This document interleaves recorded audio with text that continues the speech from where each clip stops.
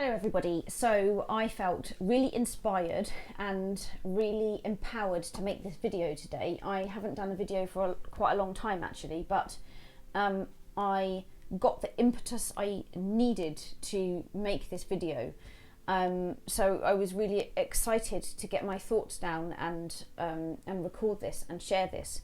So this is a difficult topic. Like, it's really hard to use the word ego. It's really hard to speak about your own ego or have somebody say to you, talking to you about your ego, because there's such negative connotations about the word ego. So I just want to clarify before I go into it in a little bit more detail that by ego I do not mean a person who thinks they are grander than everyone else, bigger, better than everyone else, and therefore they have an inflated ego.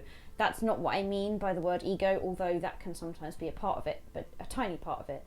What I mean when I'm talking about the ego is the sense of self that we all have in this world, that we were all born with, that essentially is a tool that we all need, and it is extremely valuable, and we must have this ego self in order to be able to function in the world, to be an individual personality with likes and dislikes and all of this kind of thing. So I don't mean that negative connotation of ego. I mean the ego self that we all have, that we all need, that's very important to all of us. But what I'm trying to do is I am trying to separate that from your soul self, your spiritual self, your true essence of God or creation or source or universal wisdom. And again, I will use the term God because now, anyway, in my life, that word has great, deep, powerful meaning for me, but you can use whichever word you like for the ultimate creator or source or universal being. But I'm trying to create that separation between your God self, your universal spiritual self, and your ego self. And the ego self is for you to function in this world, and your ego self should always be driven and mastered. You must be the master of your ego self. You must always be sitting in your soul self and be the master of your ego, and never the other way round. Although unfortunately it is true that most people on the planet today are controlled by their ego self, mostly unknowingly, completely unknowingly. And this is the wound that we have to heal in the world today, and this is the work that has to be done, and we're all moving towards awakening and enlightenment, and the ego and facing of the ego cannot be avoided. So I just wanted to determine what I meant by the word ego. So I was thinking about this this morning, that people often say in life, oh, I have a guilty pleasure, or I have a vice, and my guilty pleasure is chocolate, that's mine, or, you know, wine or alcohol or cigarettes or whatever your guilty pleasure is or your vice is. And often you're attached, there is an attachment to that vice. Sometimes the attachment goes as far as addiction, and you simply cannot be without it. And then there's all the shades in between, and sometimes it's just a choice and a preference that you like to go for that kind of thing when you feel you need it. And, you know, it's the path of least resistance. Like, you don't have the power to resist that guilty pleasure or that vice. And there's like that whole spectrum of all the shades in between. And so you never hear anyone say, oh, my guilty pleasure, my vice is my ego. You know, you never hear anyone say that.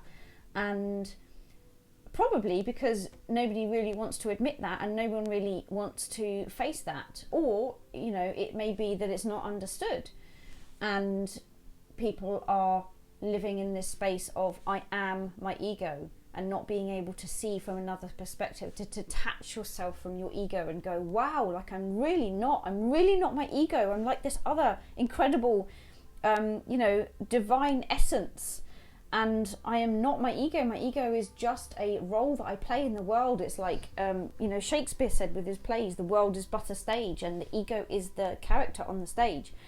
But I guess until you've had that experience, and until you have fully detached and separated your consciousness away from your ego, and you are sitting and living, being and breathing in this other space of consciousness where you are now able to observe your ego self, then why would you know that? Why would you know that you are not your ego? You wouldn't know that. So we are often very attached, very addicted to our ego. And even if you have separated your consciousness and become awakened in this way, you are still subject to the pulls and the tugs and the vices and the tricks of the ego. You are still subject to that. You do not get off lightly. You know, even Buddha, who was enlightened and very much had found his spirit and soul self, there would be times when, and this is even written about in history, there would be moments where the ego starts to master and pull that spirit back in again and unknowingly capture them again. But when you have an extreme sense of understanding of consciousness and awareness, and you have had those awakenings, you generally have a lot more power in your soul awareness. There is a lot more energy, a lot higher vibration, there are a lot of power, so that when you are being continuously pulled by your ego, you see it. And that's the difference. You actually see it. Whereas if you're in it, you don't see it. And that's the really difficult thing. So we are attached to it, and it feels like it's the easy way to default to the behaviors of our ego. And the easy route. And so anything, in fact, absolutely everything that you are, except being in love and grace and wisdom and joy, everything that does not fit into those higher level states of being, everything that you are outside of those high vibratory places of pure divine love and wisdom and grace and joy, everything that doesn't fit into that is your ego. And so that was really hard for me to swallow when I really came to fully understand that all of me, all of who I thought I was, everything of who I am is in fact my ego. And the person that isn't my ego, the being that isn't my ego, is just so simple and so present and so of beingness and oneness and wisdom and understanding, but not on the level of the language of the ego. So it's really hard one to to try and reconcile with, because nobody wants to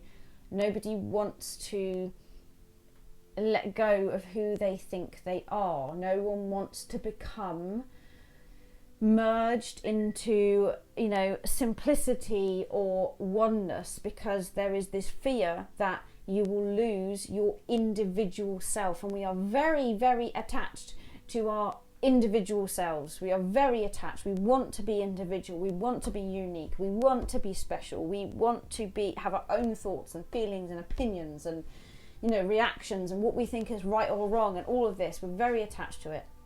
And so coming away from that and coming away from that understanding, and that if someone said to you, actually, well, merging into oneness is essentially you becoming nothing, and nothing at all, and understanding that everything that you are is ego, and everything that you are and thought you were is nothing, okay, is not real, it's nothing. That doesn't sound that enticing.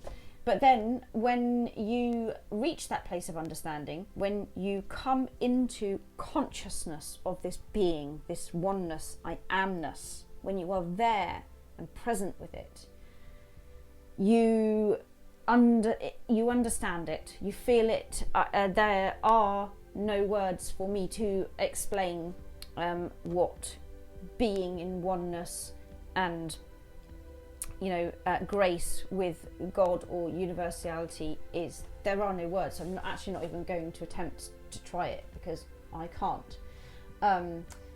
But what's interesting about it, and what's fascinating on that journey of like going from that place of consciousness and then back into your ego again, and then from that place of consciousness and then back into your ego again, what's really empowering and lovely is that once you've been to that place and you've seen that, then when you're not there, when you're not in that place of oneness and consciousness and love and grace and wisdom, you know you're not there, and you know you're in your ego. You know, you are aware that you are in your ego, you know. And so for me, it's like I'd say I'm in my ego probably 80% of my life. You know, I'm operating from my ego, and I see that and I watch it playing itself out like the character on the stage. And then I have these moments and these transitional periods of time when I'm in that pure space of oneness and God connection and union, and you know, traveling through other dimensions where I understand, I have an awareness on a different level of consciousness altogether. But the difference is, when I'm in my ego, I know I'm in my ego, and most people don't know they're in their ego because they need to separate first and to look back and to see what their ego is before they can know that they're in it and that they're operating from it.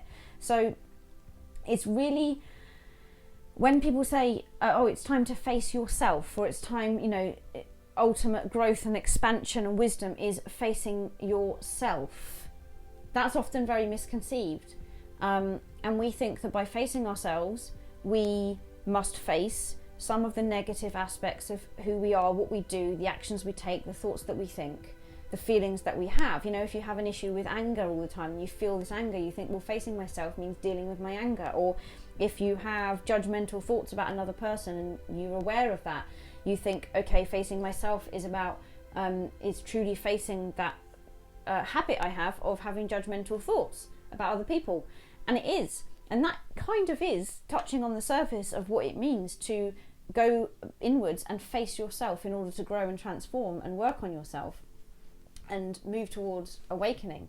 But it's much bigger than that. It's not just those things, because that they're focusing on detail too much. When you are facing yourself, you are facing the whole of yourself. You are facing and turning around and looking at yourself, realizing and understanding that in fact all of what and who you are is ego and to be faced, and you've got to die a death. So you have to reach that place where your ego comes to see, your higher self comes to see that the only way to reach this higher consciousness and you know, this existing in this higher vibratory field and having union with God, for example, is for the ego to die. And the ego dying, you know, the ego can die many little times. You can have experiences of the ego dying, and you can have then a monumental experience of the ego dying. But until the ego truly dies, like really, really, really dies and goes, then you're always going to be fluctuating between the two. And when you have that sense of your ego dying and you understand what that means, it really does feel like you are dying. You are dying, like you are literally dying. You're going to have to say goodbye to all your friends and your family because you are literally dying. You are going to die. That's the end of your life. And the reason why it feels like actual death and loss and grief and the end is because you've identified 100% of yourself with your ego. So it's all of who you are. And so if you think your ego dies, that means all of you is going to die. And all of you is your ego. Therefore, there will be nothing left. And this is the scary thing, and this is why it's so hard to face your ego, because you think that there's going to be nothing left because you've identified with yourself as your ego 100%. And all it takes is for you to get glimmers, little glimpses of the fact that you are not your ego, that this is not who you are, that you are this other incredibly loving, divine, graceful being. You just need the glimpses every so often to see that you are not that, and slowly that death becomes less and less frightening, and you become more and more willing to fold into it and lean into it, because you know that what's going to emerge from the death of your ego is something profound and beautiful and incredible, and you will be gifted with something that is ultimately what we are all aiming for, what we are all reaching for. So dissolving of the ego is a hard task. It's really, really difficult. And the ego is not simply just all the negative things you think about yourself. There's so much emphasis put on if you have anger or judgment or guilt or shame or a bad habit or bad set of thoughts, or you're always shouting at someone, or you have this emotional pattern that you really don't think is healthy. Your ego and dissolving of the ego is so much more than that. It's everything. And it isn't just the negative things either, because your ego is much more clever than that, much cleverer than that. I don't know how to say that. It's all the good things too. It's all the things you think that are good. It's all the things you think that are coming from love, and that you think are coming from wisdom, and they're not coming. They're the things that we identify. We'll say, well, if I do this kind action, or if I say these kind words, or if I share this kind information, or if I try to help this person, then you think surely those actions, those thoughts, those motivations, they must come from the soul self, right? They can't come from the ego, because the ego is like entirely bad. That is not true. That is not the case.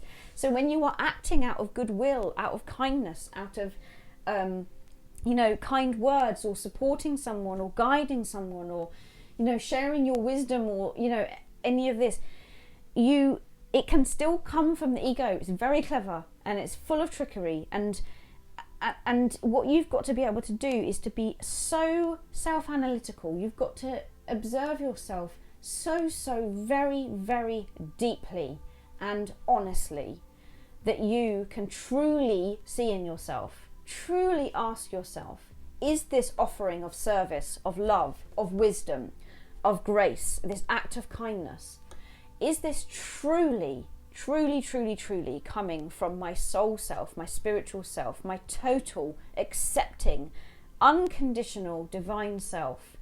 Or is there a part of that which is coming from a need to feel good about yourself, a need to seem better than someone else in any way, shape or form, a need to rectify a bad action that you've done, a need to look good or feel good in other people's eyes, a desire to become a good person, a master, a leader, and therefore to do these good things and say these good things. It is what you should be doing. So you've got to check your motivations, but that's really hard, because you have to be brutally honest with yourself. Okay, you've really got to face yourself and all of these things that you do, and when you sort of turn back on yourself and face yourself and think, actually those words of wisdom, or that act of kindness, or that gesture of love, gosh, I can see that that's coming from a place of, actually, I want to look good, or I want to tell myself I am good, or I want to feel wiser than another, because I want to feel slightly superior to another. And to be able to face that in yourself, and honestly face that head on, your negative and your positive behaviours and actions, is ridiculously hard. It's ridiculously hard, and if you've ever done it and tried it, it makes you feel sick in your solar plexus. It is so incredibly difficult, and because your ego doesn't want you to do it either. Your ego does want you to carry on down the same road. And so when we're really trying to face the ego, and we're trying to dissolve the ego, dissolving the ego, moving away from the ego, having a death of the ego, is about humility and grace. They are, since I've had my experiences and developed my consciousness, I understand, let's say not understand because that's mental, but I vibrate and I resonate to the language of God. And again, I use God because of my own understandings, and that's what in my heart feels right to me now, although that's a massive surprise because, as my wife will tell you, I would be the last one to use the word God. But that has all changed for me now. But you can use whichever word that you want. But humility and grace, wisdom and love, they are the language of God. They are the language of the universe. They are the language of the higher source of wisdom. Language vibrates. Everything vibrates. Furniture vibrates. You vibrate. Words vibrate. Sound of the words being spoken, the energy of the words being written on the page, they vibrate at a certain frequency. And the words of God and of grace, of wisdom, these words, humility and grace and wisdom and love, they have a very, very high vibration. Okay, their frequency is very high. And so that's why you know that they're resonating in this way. But the thing is when we talk about humility, okay, this is really, really common actually, that a lot of people mistake humility for humiliation, which ultimately means shame. Because if we are humiliated, therefore we are shamed, okay? And shame is one of the biggest fears of the human race. Nobody wants to feel shame. Shame is like one of the most painful emotions a human being can feel. And I know because I felt it more often than I can tell you. And it's incredibly difficult to hold the feeling of shame. We do everything in our power, everything we can to avoid feeling shame. And that's why, and humiliation. And that's why it is so difficult to truly face the self and face the ego for all the negative things you do and expressions and all the so-called positive expressions of what you do. Because when you dig and dig and dig and you uncover the root of this and you get down to the depths of it and the truth of it, ultimately there is a chance that you will experience shame. There's no need to experience shame. That might be a natural reaction, but there's no need to, because we are all this. We are all ego. We are all doing this. This is all our precious journey in life. And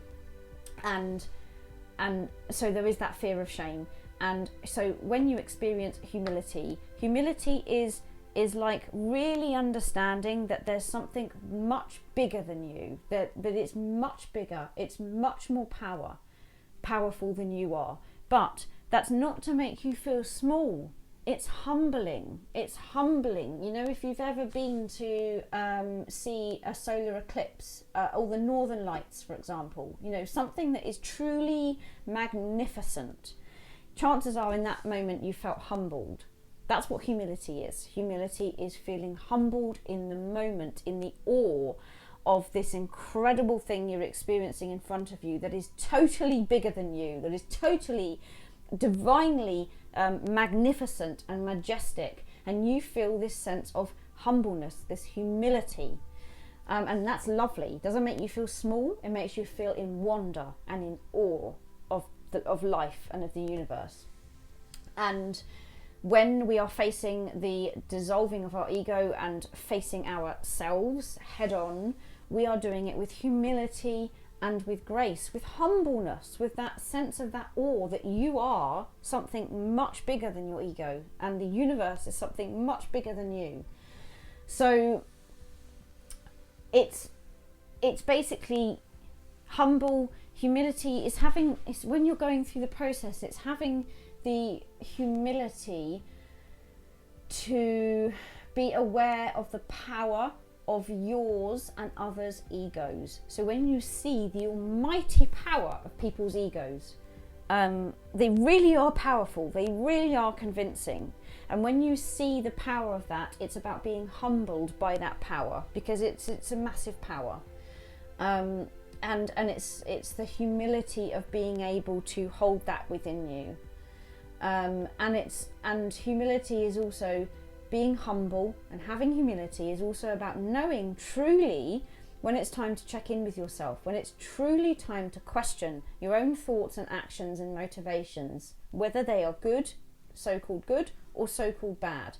It's when you are ready to face your darkness, really face your darkness, and go into the deepest motivations behind your acts of goodwill, and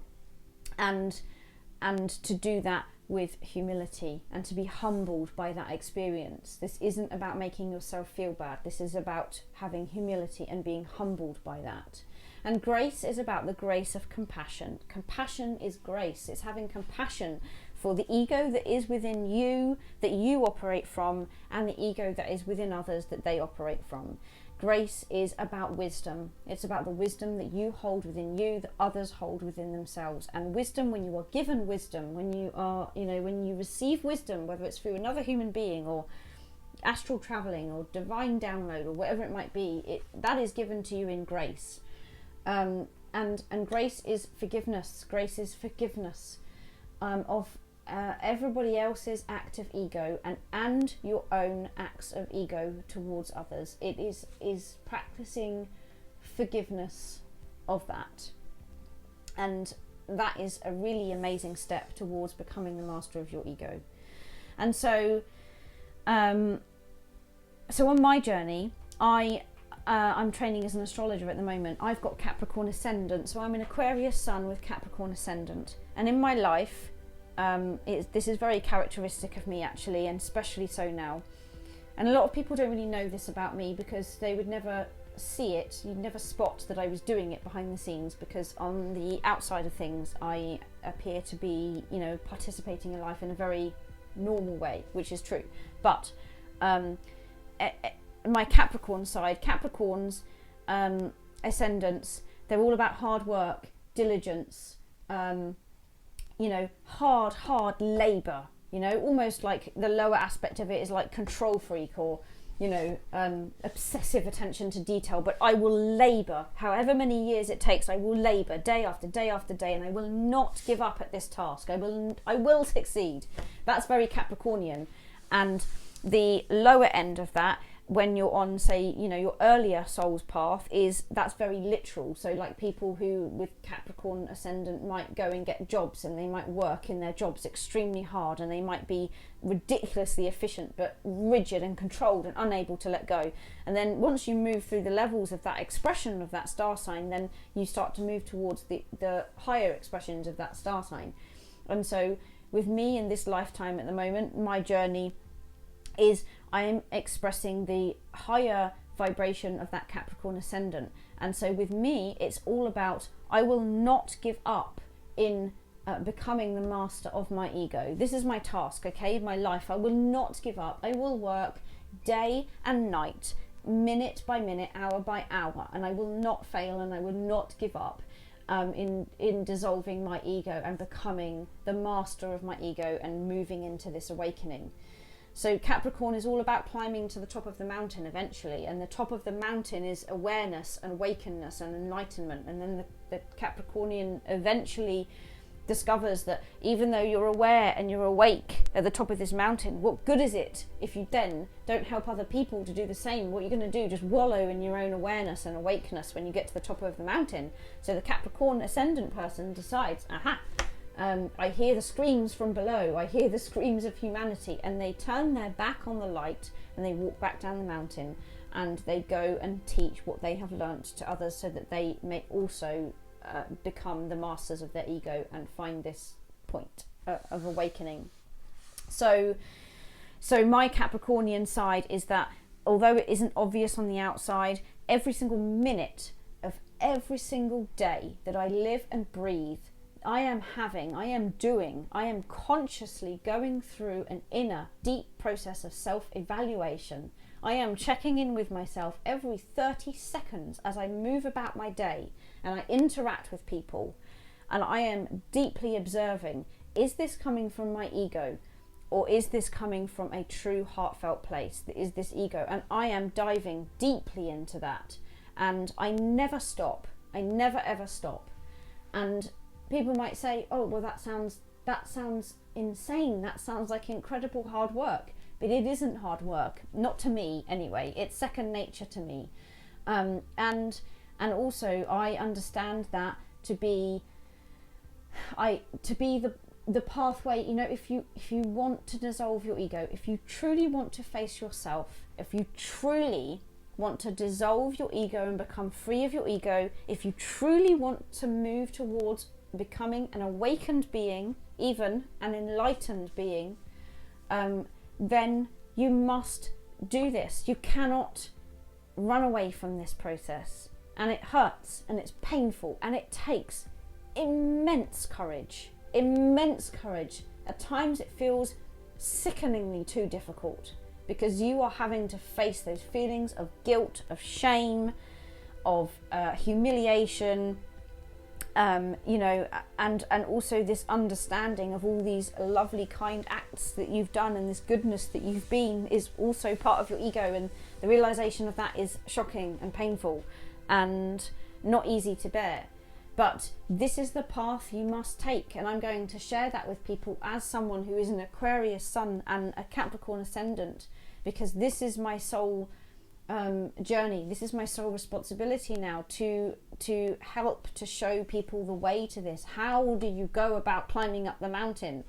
And the terms facing your shadow, facing yourself, dissolving your ego, they all mean the same thing. You must turn in on yourself, and you must do this process of deep, honest self-evaluation. You've got to be so deeply honest with yourself, even if it hurts, you know, and it's not easy, but it is the only way to find awakening, enlightenment, and union with God or Source or universal wisdom, you know, the Creator. And this is why we're here. We're here to do this.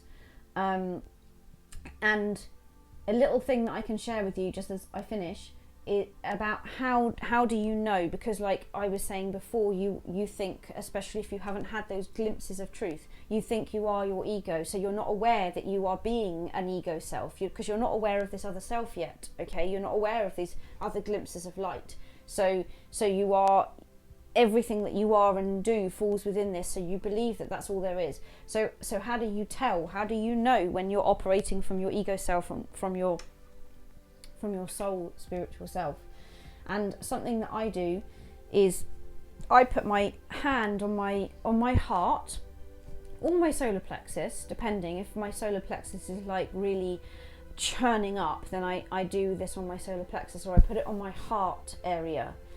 And I just close my eyes and I just go within, and I allow the situation that I'm facing, whatever it is, to be there.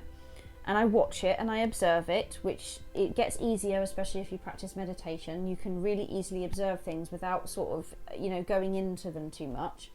And I put my hand on my heart and I just repeat those high vibratory, high frequency words. I repeat love, wisdom, grace, joy. I just repeat those, and what that's doing is that's raising my vibration. It's raising the frequency level of my heart center and of myself, and I ask myself really softly, am I acting of love? Am I acting of wisdom? Am I acting of grace and of the power of the universe and of love? Is this where this is coming from? But you've got to do it with the intention of being willing to face the fact that it might not be. You know, it's very easy again for our ego, because if you're asking your ego, if you don't connect in with your heart, if you don't use those high vibration words, if you simply ask that question, you know, quieten down a little bit and ask that question, is this coming from a place of ego or a place of my soul spiritual self? Your ego is going to step in and answer for you. And your ego is going to say, yes, you're operating from a place of soul, wisdom and love and grace. Of course you are. Carry on as you were. So unless you shift your frequency, unless you place your focus and your awareness on your heart center, and you raise your frequency by using the language of God and using these words and genuinely tuning into yourself, but simultaneously while doing that and while tuning in, is you are setting the true honest intention that no matter what the answer, you are willing to hear it. You are willing to see the answer deep within you. It's very easy for the ego to say, I'm connecting with my heart now, and yes, I'm asking, is this of grace and of wisdom and of higher love or not? And for your mind to direct you straight away to, yes, of course it is, carry on as you were. because truthfully, we don't want to face the other one. We don't want to face the answer of, no, I'm sorry, actually it isn't. It's you acting from your ego. This is entirely your ego, and this is what needs to be dissolved. No one wants to face that. It's really hard, especially if you think you've done an act of kindness and an act of love and sharing wisdom, and then you're checking in with yourself to see if that wonderful act of kindness was of grace and of love and of God. And then the answer comes back, no, it wasn't. But it was a good action. It was something from the heart. It was something amazing and wonderful. But this answer, when you really tuned in, comes back as, no, it wasn't. It was from your ego. That's really, really, really hard to hear that. It's really not easy. And then you've got to wrestle to try and just maintain awareness of all that's going on through you. You will have reactions in your heart. You will have reactions in your solar plexus. Your stomach will clench up. You will resist. And it will be difficult, and if you can just maintain that heart space and that awareness, you will slowly dissolve that discomfort. And that's another sign of, if anything that you ask of yourself, anything that you do, anything that you offer out to other people, whether it's perceived as good or bad, if there is any level of judgment, any kind of judgment whatsoever, if there is any level of criticism, any level of discomfort, even a slight discomfort within yourself, or slight irritation, or even an anger, any of those things, or a desire, a grasping, a desire for the other person to say this or do that, or a pushing away, or a resistance, a feeling of, even if it's just a subtle resistance or a great resistance to whatever it is, any of those things are signs that actually, in fact, what you're doing and you're saying and you're offering is coming from the ego. And so truly, if it isn't coming from the ego, these things that you're doing and saying and being, then you will feel that in your vibratory field in your heart. You will feel the lightness of grace, the lightness of love, the power of true humility, and the presence of God, of source, of oneness within you. And you will feel that intuitively, and you will have this knowing that it really is coming from the heart. So I hope that's been helpful, and it's probably been way longer than I was planning on talking, but this is a really important subject, and it's one that I feel really passionate about helping other people with as well. And I have also been helped by many other people on this topic, and my knowledge and my wisdom from this comes from many years of self-analysis, many years of facing my own ego, reading of many books, talking to many other people with wise words to share, and many trips to the astral planes of meeting all kinds of beings, both wise and not wise, actually, on these other dimensions. And yeah, so that's where my understanding comes from, and my wisdom. And so I hope that it has been useful to you and has resonated with you in that sharing of that wisdom. Thank you very much for listening. Namaste.